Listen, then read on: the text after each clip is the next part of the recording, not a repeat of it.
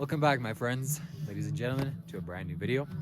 Today I'm in Lake Manasarovar, as you can see right behind me, surrounding by very dark, heavy clouds, as well as the mountain range right behind me. That's the Himalayas.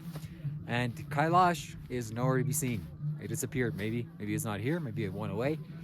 Maybe I came here all the way for nothing.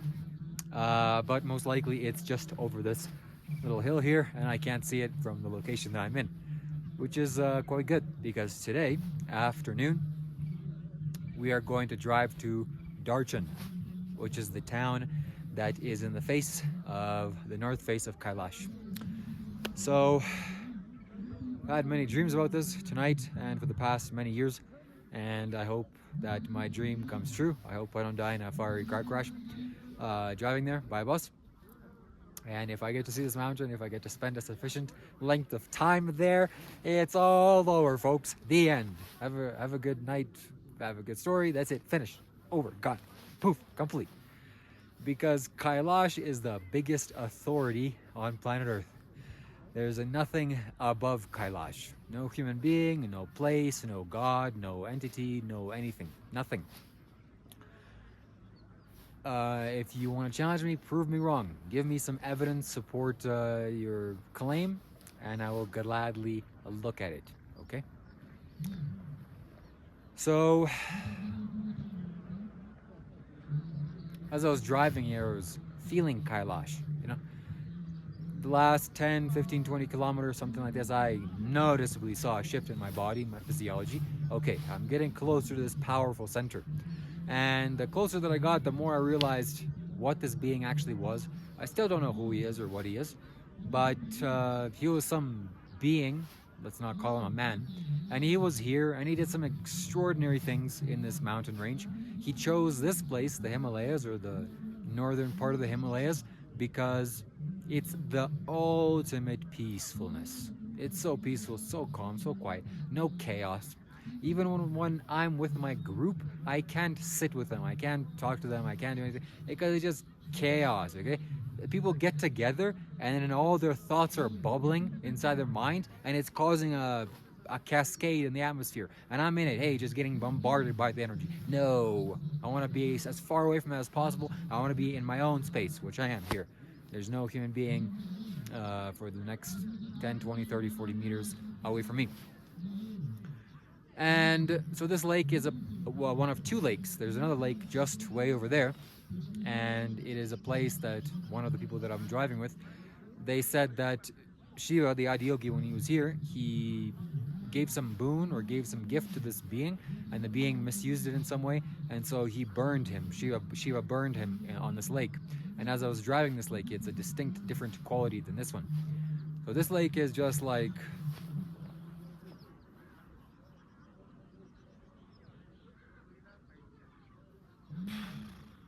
it's hard to describe. I mean, I'm sure you can see it. The quality of it is just remarkable.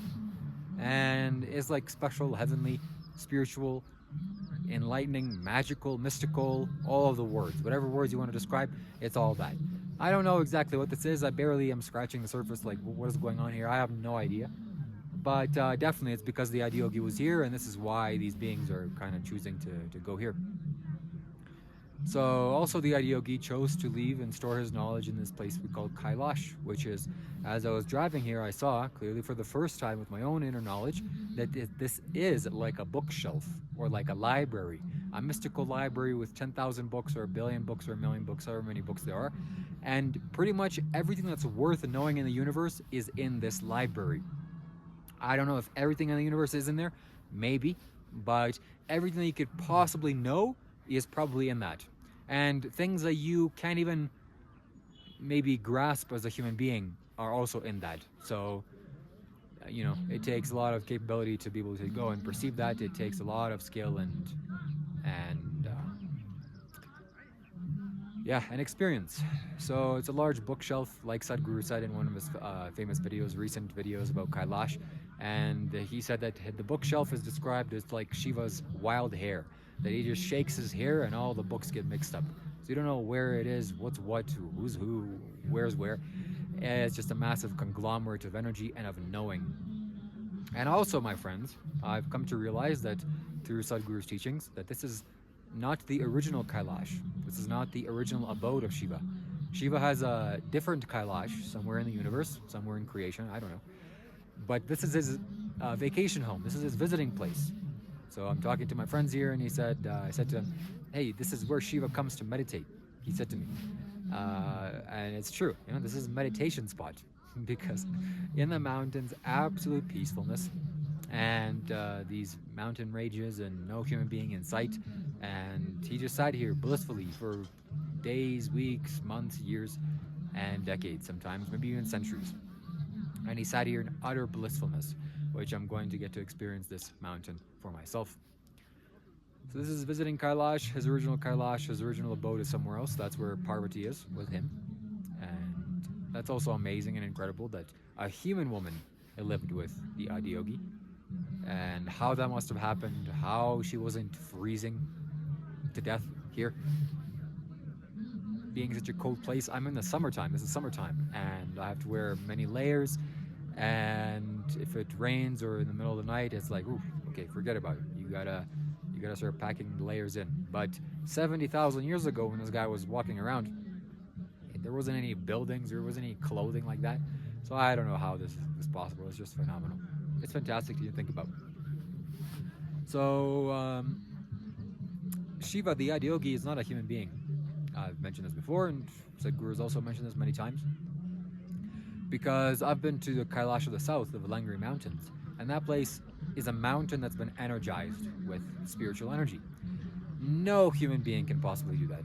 Or if they can, it's like, whoa, none that ever walked this land. Because if they did, they would do something like that. Maybe a hillock. If you gather 10, 20, 50, 100 enlightened people, and for months you work on it, maybe you can, something happen. Maybe you can kind of touch it a little bit. But this guy got furious, went up this mountain, sat for 3.5 months. This is true and correct. And all this rage and anger and the intense energy just dispensed upon this mountain. And it's just like, my God, it's so powerful. And you're just standing there like an ant crawling on this thing. And you're just saying, okay, this is for sure not anything that anyone that's ever lived is capable of doing this. That's just not possible. So definitely he's not a human being. And I also know from my own personal experience, because I have a history and an experience of contacting deities. This was my hobby back in the day, that I would conjure up spirits because I thought that they would help me in some ways, or this is just very fun for me, these occult things. And when I would conjure these things up, their mental image would appear in my mind's eye, and it would be distinctly different. And it wasn't my imagination, because I know the distinction between my imagination and what's coming in the energy field. So various demonic forces would come, and I'm looking at that, oh my God, this is just like very similar to the pictures that they described, and also all the various angels that came, and other spirits, and also human beings that came. They all have their distinct forms.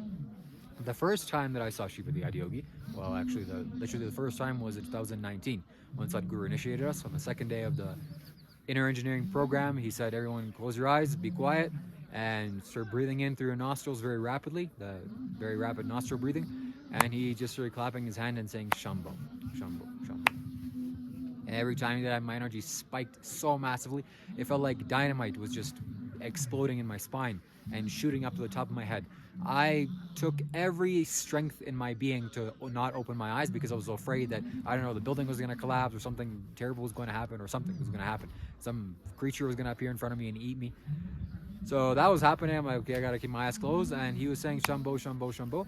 And then I saw in my inner mind's eye this ginormous being above us, many meters above us, just overlooking the whole thing. There are very good pictures to describe this, actually, now that I've seen this. It's there's one picture with Shiva, or the Adiyogi, walking around as a human form, with a snake around his neck, and then a larger being, a face, looking down through the sky and just observing that. And it was like that, but it wasn't a human face. It was like a monster's face. Not a monster in a negative connotation, but a monster, like, extremely powerful. Afterwards, I knew, okay, I found it. I found the technique. I found the key. I'm going to do this Shambhavi every day for the rest of my life. So I thought I was going to do it for a year and a half, or close to a year, before the benefits outweighed the actual physical practice of it. So I just dropped it. It wasn't necessary anymore. It wasn't needed. But the first few days, actually the first day that I started doing this, I was doing the nostril breathing and I was twisting my leg back and forth, the baby, rocking the baby. And then I saw, as I had my eyes closed, I saw in my mind's eye this little creature, like the size of a toddler, with 3 legs or 2 legs, some distorted being, and with 3 heads.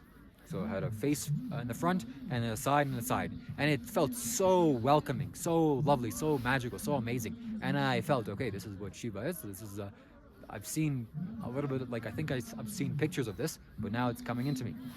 And then something happened and yeah, these things are like that. So I did something and he started laughing. And that's the last time that I saw that creature, or that being in that form. After that, I've just been doing this. And then now as I'm traveling here, this is the second time that I'm seeing this form, this little being, little kind of toddler, human body type-ish. Color is not human color, maybe light blue or something like that, of that nature, but also with 3 heads, or 3 faces. A head here and then 3 to the side. And enormously powerful, enormously powerful. That's the distinction that I want to make, is that this is an alien. There's no doubt about it, there's no question about it. This being came down to this planet and left his mark, and it's the reason why human civilization is this way today.